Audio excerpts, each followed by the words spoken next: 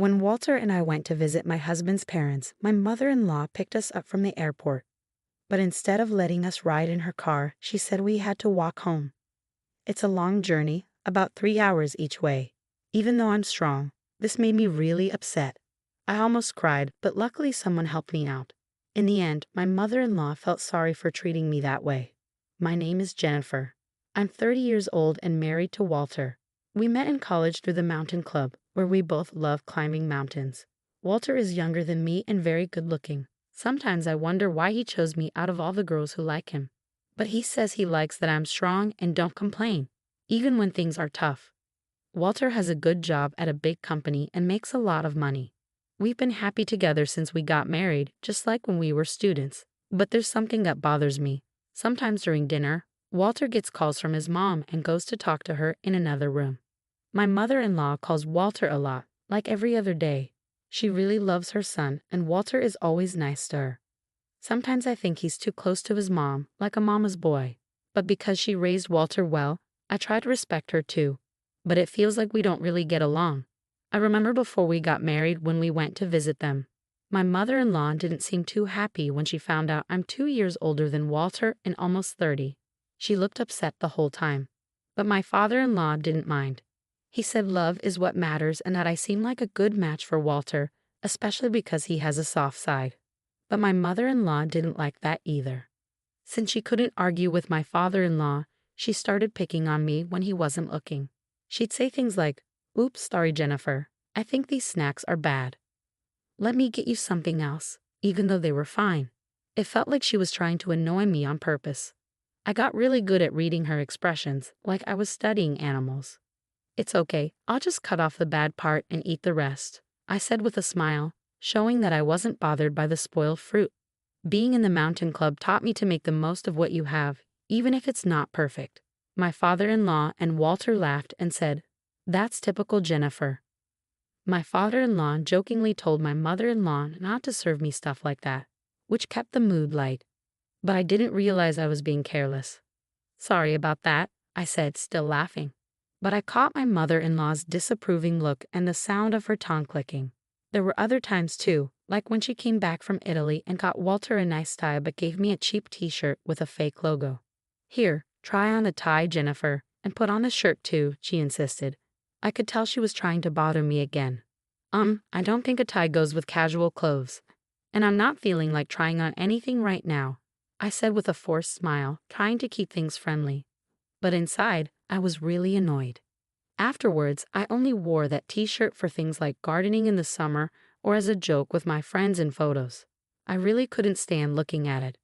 These little annoyances were subtle, so only I noticed them for what they were. When I talked to Walter about it, he just brushed it off, saying, "Mom's a bit weird, just let it go." But over time, these mean little things wore me down. We live about an hour away from my in-laws, so it was easy to visit them if we wanted to, which made me feel even worse. Then one day, Walter told me, "Jennifer, I'm sorry for the sudden news, but I've been transferred. It starts next month, so get ready." Walter's transfer came out of nowhere. He'd apologized, but secretly I was relieved. It meant we could put some distance between us and my in-laws. Plus, the new place was really close to my parents' house, so it felt like moving closer to home. "Okay, leave the planning to me. I'll ask my family for help too." I happily started getting ready for the move. Finally, I could escape my mother-in-law's mean behavior. I was nervous about our new life, but mostly I felt relieved to be getting away from her. Once we moved, I thought I could finally put some distance between us. But then, I got another call from my mother-in-law. "Hi, Jennifer. Why didn't you answer the phone? You're not avoiding my son to hang out with your parents, are you?" I wanted to sigh loudly, but I kept calm and said, "Sorry, I was busy at the store. Walter might feel tired in this new place, so I want to make sure he gets good meals." After that, my mother-in-law started calling every 2 days. Even though we saw each other less, we talked more. But most of the time, it was her making snide comments. She'd say things like, "My son is sensitive. I wonder if someone as tough as Jennifer can understand him. His high school girlfriend was so delicate, but now he seems to like different types." It was always things that made me feel uncomfortable. It seems like my mother-in-law doesn't have any other way to deal with her stress. I felt like I had become a punching bag labeled stress relief. What hurt the most were her mean comments about having children. Jennifer, you're already 30, right? Have you thought about kids? I wonder if you being older than my son will affect having a normal child. It was shocking to hear someone say that nowadays. But since it was something I was worried about, I couldn't help but cry after hanging up the phone. I wondered what my mother-in-law really thought of me. Did she think I wouldn't be hurt by what she said? After that, she kept calling frequently. But when I only gave safe answers to avoid conflict, maybe she got bored and stopped bullying me. I felt a huge relief. Then, on New Year's Day the next year, my husband and I went to my in-laws' house. They were picking us up from the airport. Hey Walter, Jennifer, it's been a while. My father-in-law waved and greeted us warmly. I was nervous about seeing my mother-in-law, but my father-in-law's friendliness made me feel better. Happy New Year, Mom and Dad. Happy New Year to both of you. Happy New Year, glad you're here. Happy New Year, Walter, good to see you. We exchanged New Year's greetings, but my mother-in-law didn't even look at me. Maybe she was upset about my distant response to her constant calls. Our relationship felt really awkward. I was trying to figure out how to handle the situation. You must be tired from the trip. How about we take a break at the airport cafe? My father-in-law suggested happily, seeming oblivious to the tension between my mother-in-law and me. Sounds good. Wasn't there a cafe on the second floor? Walter replied cheerfully, and we headed to a cafe inside the airport. Should I drive back? No, I'm still good to drive. While the men chatted, my mother-in-law and I sat in silence. Excuse me, I need to use the restroom, I said after ordering, getting up from my seat. Oh, maybe I'll go too, my mother-in-law said, standing up to follow me. I had a sinking feeling as we approached the entrance to the women's restroom, with my mother-in-law trailing behind me. Suddenly, she said, since you can't ride in the car, why don't you just walk back? Confused, I turned to her, and there it was again, that same expression. We're going back as a family of 3. You're just a stranger, aren't you? I couldn't believe what I was hearing. Walk back from here to my in-laws' house? How far was that? And to call her son's wife a stranger. I was frozen in shock as my mother-in-law kept hurling words at me. I've been nice enough to call you often, but unlike Walter, you always respond coldly. Living near your parents' house has made you arrogant. I don't even want to think of you as my daughter-in-law. You're just a stranger. Her voice was getting louder. I was shocked, but I didn't want to argue in public, so I meekly replied, yes, I understand. Feeling too upset to go back to where Walter and my father-in-law were, I made my way towards the airport exit, moving slowly. Even though my mother-in-law told me to walk back, this was an airport. There had to be taxis or buses. I could go as far as I could by public transport and then walk the rest of the way. But more than that, I was worried about how I would face my in-laws whom I finally arrived. And how would I spend the next few days there? Those thoughts weighed heavily on my mind. For the moment, I searched on my phone for transportation options to my in-laws' house. There was a bus leaving in just 10 minutes, but it wouldn't take me all the way there. I'd have to walk from where the bus dropped me off.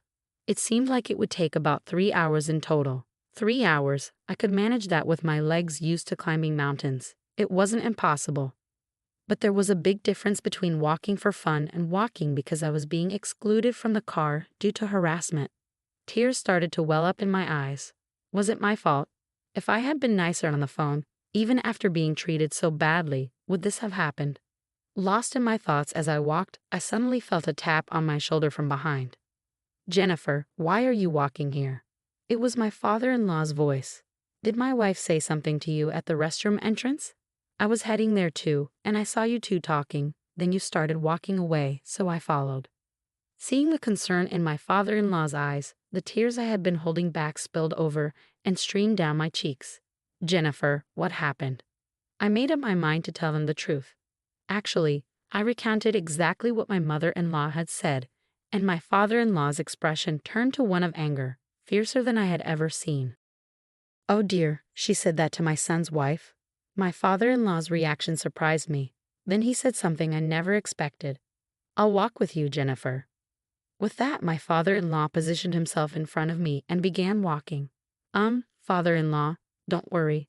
I used to enjoy mountain climbing, and I went on many climbs with Walter when he was little. A 3-hour walk one way is nothing. Indeed, my father-in-law's steps were steady, not what you'd expect from someone who's 62 years old. Come on, let's go. But, we didn't tell Walter we were leaving. Is that okay? I finally remembered that in my shock at my mother-in-law's words, I had just left without saying anything to Walter. Walter will be fine. They'll probably convince him to wait. I'll let him know, my father-in-law assured me, taking out his phone to text my mother-in-law. He told her he was walking back with me and that the car keys were in his bag. While we waited for the bus, my father-in-law's phone rang. He answered, his voice tinged with controlled anger. It was my mother-in-law on the other end. I heard what you said to Jennifer. If you're going to say things like that, then I won't ride in the car either. I could hear my mother-in-law's panicked voice shouting from the other end. That's not what happened. She wanted to walk for exercise.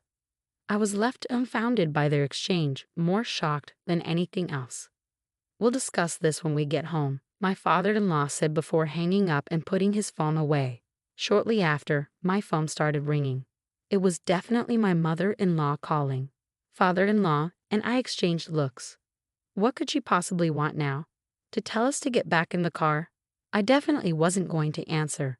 I decided to ignore it as well. Father-in-law and I quietly boarded the bus and continued walking after getting off. This way is a shortcut. There's a bit of a slope here, but let's do our best. Father-in-law occasionally offered advice as we walked, making it feel like we were climbing a mountain together. However, I hadn't planned on walking so much today and was wearing regular boots. Father-in-law was in leather shoes. Our feet were surely going to hurt during this journey. I didn't speak much, but I did ask once, Father-in-law, are your feet okay? Won't walking for a long time in those shoes hurt? Father-in-law glanced at my feet and squinted. Looks like we're both in the same boat. I can't believe she'd make a woman walk such a long distance in those shoes. Father-in-law's stride remained steady. Both of us considered calling a taxi, but we didn't mention it, wanting to defy my mother-in-law. But Jennifer, you're strong. Walking such a long distance without complaining. That's probably what attracted Walter to you. Hearing that made me feel a bit better. We continued walking, stopping to buy drinks from vending machines and a grocery store to stay hydrated. After about 3 hours, with the sun beginning to set, we finally reached my in-laws' house. Their car was parked out front. Mother-in-law and Walter must be home. We're back. Father-in-law opened the front door, and Walter rushed over. Yeah, Jennifer, I was really worried. What happened? Why did you suddenly decide to walk back for exercise?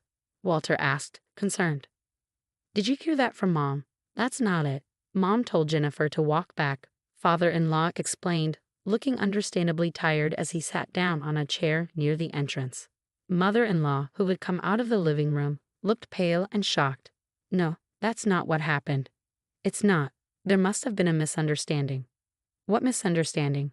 I couldn't hold back any longer. You said, since you can't ride in the car, why don't you walk back? Didn't you? That's what happened. I don't like lying. Thanks to that, it felt like my old mountain climbing club days. A 3-hour one-way walk was good exercise. Walter looked back at mother-in-law. He knew well that I wasn't the type to lie. The father-in-law, Walter, and I were all looking at my mother-in-law. She shouted, What? You trust this woman more than me. She's just a stranger to your family, right?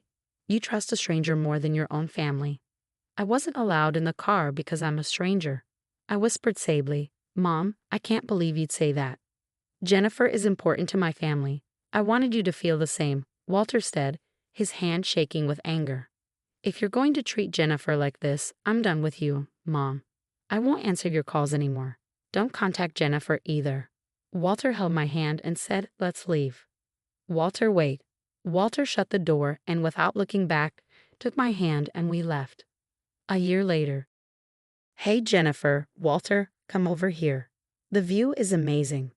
Walter, his father, and I were climbing a mountain together. 6 months later, Walter got a job transfer and we moved back to where we used to live. Since the incident at New Year's, Walter's dad decided to get divorced and moved near our place. Climbing mountains together on weekends became a regular thing for us. Should we have lunch here? We eagerly started preparing our meal at the top of the mountain. While we were busy, Walter's dad began to talk. Mom went on a spending spree after the divorce. Even though we divided our property properly, it seems she's already having money problems. Maybe she felt lonely. The divorce was tough, with lots of crying and shouting. It seems like it's best for both of us to keep some distance now. She needs to find her own way too. Otherwise, she might end up taking her stress out on those close to her. I listened quietly to their conversation. I'll focus on my own life so I won't end up hurting others because of my stress. As I looked out at the view from the mountain with my precious family, I made that promise in my heart.